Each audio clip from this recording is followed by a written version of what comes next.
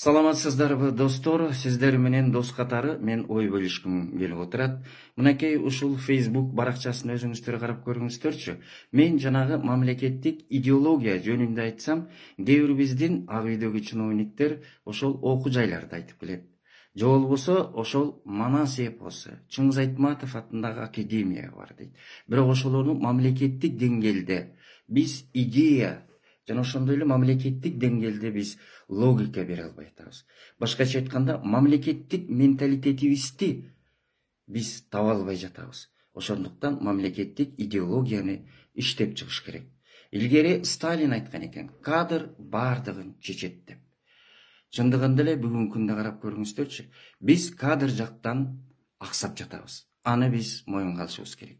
Мынакей өзгөчө кырдаалдар министри, өзгөчө кырдаал болуп турса, бул Баткен Жалал Абадка барып ала калын билген жок.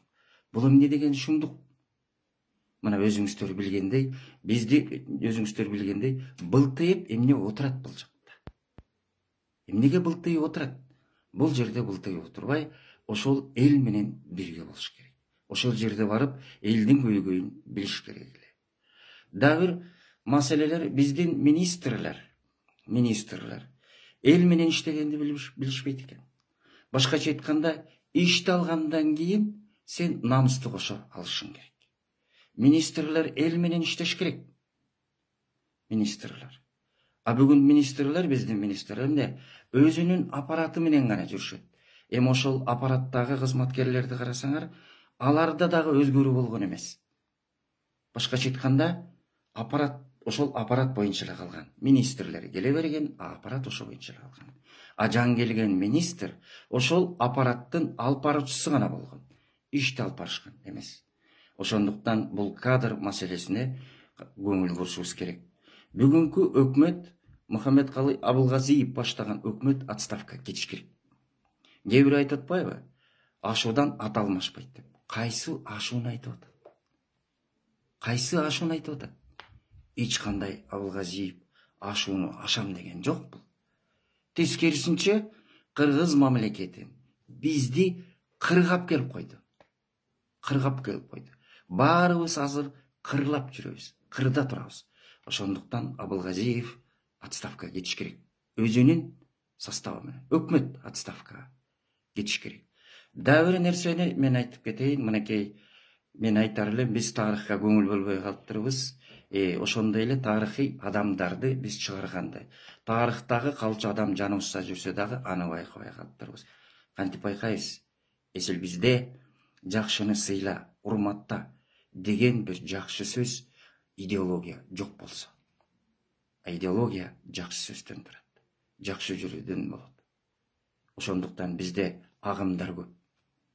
Эмне десе, кыялдарыбыз да өзгөрүлдү. Батыштын кыялы, орус кыялы, арабтын кыялы. Биздин кыялдарыбыз да өзгөрүлдү.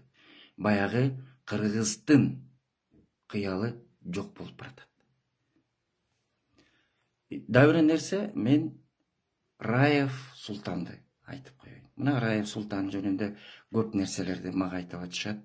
Раев жалаң ушул ак үйдө адабий чыгармачыл чөйрөнү тейлеген адам деп. Ана мен ушул кишиге таң калам. Жакында да бир нерсени окуп калдым Султан Раев. Мен бир нерсени таң калам да, ушул Султан Акимович ушул Акаевдин убагында, Бакиевдин убагында, Отунбаеванын мезгилинде, Атамбаевдин учурунда ошол президенттин кеңешчиси болду, министри болду. Ошонун жанында жүрүп кеңеш айтып жүрдү. Эми ойлоп көрсөңүздөр, ал кеңешчи болгон эки президент качып кетти. Бирөөсү абакта отурат. Эми кандай кеңеш алса болот азыркы учурда? Эми мунун баарын алмаштырыш керек да.